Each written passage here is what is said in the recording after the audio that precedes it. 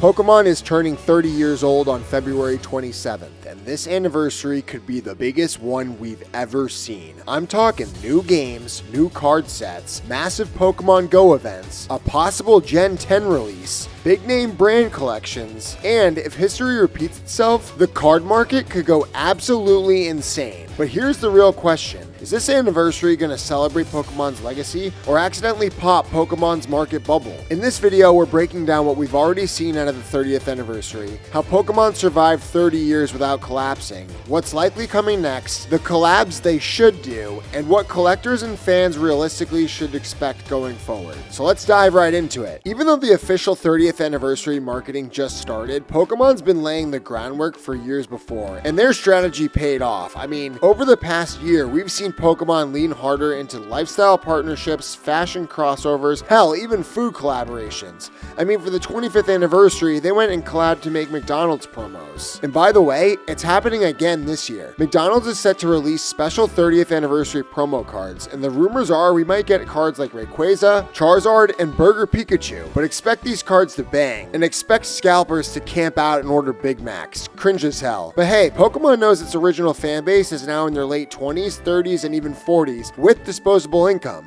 And that's who these partnerships are targeting, not 8-year-olds. They'll do anything to grab the money of adults who grew up on Pokemon. I mean, did you even see the Super Bowl commercial?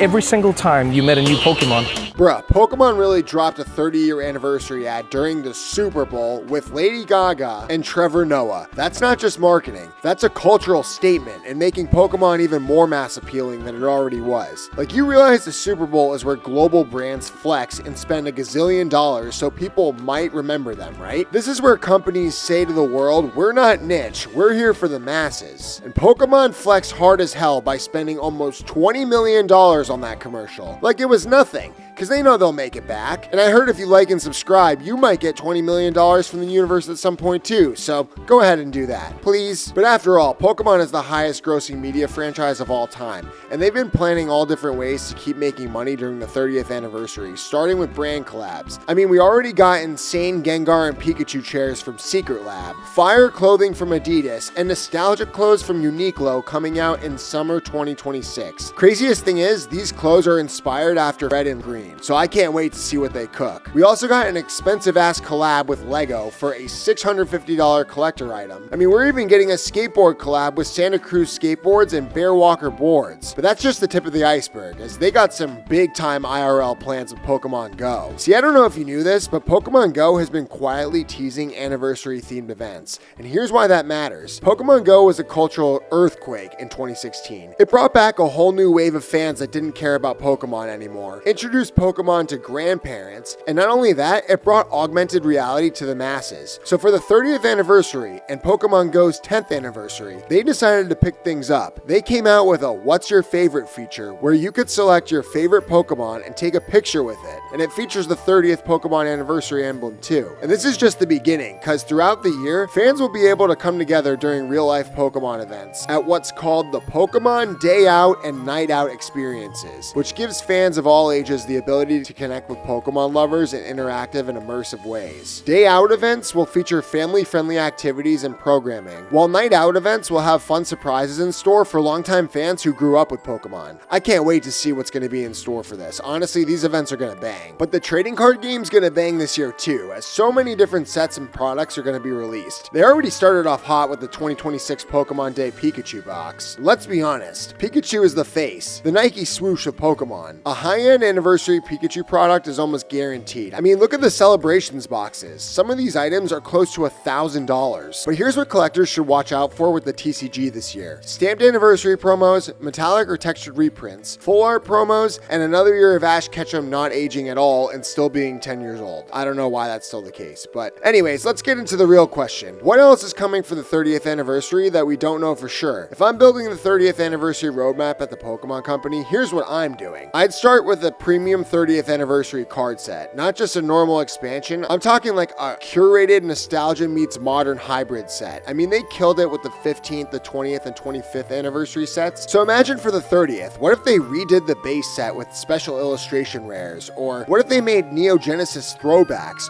or Legendary Collection style full art cards with the gold stamped anniversary logo on every card, possibly titled something like Pokemon Legacy or Pokemon Legends of Kanto. I mean, wouldn't that be fire? We already saw these leaked Chinese illustration cards and they're so dope, so I can only imagine what's coming down the pipeline. I'm guessing we'll get an epic game of some sorts too, and the rumors have been swirling. If any one of these come true, fans won't even know what to do. We could see a Generation 1 remake in full open world style, a Legends style game set in Kanto's ancient past, or a fully functional Nintendo Switch remake of Red or Blue. But if they dropped a Nintendo Switch remake of Gold, Silver, and Crystal, I'd hydro pump out of my Sudowoodo, I swear to God. But what would really pop Pokemon this year would be a Netflix documentary. I mean, Netflix has already shown massive interest in collectible culture. A 30-year Pokemon documentary covering the original Game Boy launch, the card boom, the 2000s slump, the 2020 Logan Paul era and scalper culture, the grading explosion. I mean, that would shoot the number of mainstream eyes into the stratosphere. Oh man, another idea I just had. Imagine this, a 48-hour global digital festival for Pokemon Go. They could have all legendary Pokemon unlocked, have a special 30th anniversary spawn pool. What if they had limited edition shiny Pokemon and made money through real-world sponsored Pokestops? Also, imagine if you could have a special 30th anniversary location where you can get special Pokemon, like Arceus at Church or Ho-Oh at the Twin Towers. Nah, that's too far. I just know they're cooking up with Pokemon Go. Now let's get creative, because 30 years deserves something outrageous. These are the collabs they should do, but probably won't. Nike and Pokemon would be insane. Imagine original 151 themed Air Force Ones with starter trio colors, or even a limited one of 151 numbered pairs. Adult fans would go crazy and spend thousands on these, not to mention sneakerheads. Or imagine a Louis Vuitton or Gucci slab bag. I mean, I could easily see these being insane items people spend a fortune on, but it just won't happen. But how cool and unnecessary would it be to see like Kanye West rocking a Gucci Bubble Mew across his chest? That would be unreal. They could also make a high-end collector vault case. Like imagine a 30th anniversary metal badge, foam cutouts for graded slabs, serialized certificates. The TCG community would eat that alive. But this is probably my favorite idea yet, because Pokemon partnered with Overtime late last year to make cool basketballs and jerseys, but imagine if they partnered with the NBA at All-Star Weekend. Pop-up Pokemon courts, NBA players opening packs during halftime, Charizard jerseys. That crossover would bring together sports collectors and TCG collectors in a way nobody's ever seen. One thing's for sure, the hype right now is crazy, and many people ask this one question: with all this hype, how does Pokemon not collapse? Because almost everything from the 90s did. Beanie Babies, Tamagotchis, Pogs. Not like Alexis Texas, I'm talking about, never mind. But Pokemon's different. It adapted better than almost any franchise in history. Every few years, it reinvented every generation with a new region, new starters, new game gimmick, and new missions. From Mega Evolutions to Dynamax to Terrestrialization, each generation feels like it got an iOS update. Nintendo and the Pokemon Company understood something critical. Stagnation kills nostalgia. But this is the real cheat code and Pokemon's business chess move. Pokemon never abandoned kids, but it also never ignored the adults who stuck around. Trading cards now have alt arts that look like museum paintings, full art trainers, secret rares, premium collector boxes priced for adults and parents. But meanwhile, the anime and video games still onboard kids every year. And when parents and kids have something to bond over, money flies everywhere. That dual track strategy is why Pokemon's unstoppable. And the cherry on top, during 2020 to 2022, Pokemon cards went through absolute hysteria. Influencers opened $1 million boxes, Logan Paul wore Pokemon chains in boxing matches, grading companies became swarmed, it felt unsustainable, and yet the market didn't collapse. It just corrected. That's a sign of structural strength. I mean, sure, there's scalpers because there's value, but the real collectors, they're not just flippers. They're emotionally invested, and emotional markets last longer than hype markets. Now let's bring this back to reality, because hype is one thing, but sustainability matters. Here's what we should expect going forward. The 25th anniversary had crazy energy, but the 30th anniversary feels calculated. Less chaos, more premium positioning. Pokemon doesn't need to shock the world this time around. They just gotta show how much bigger they've gotten.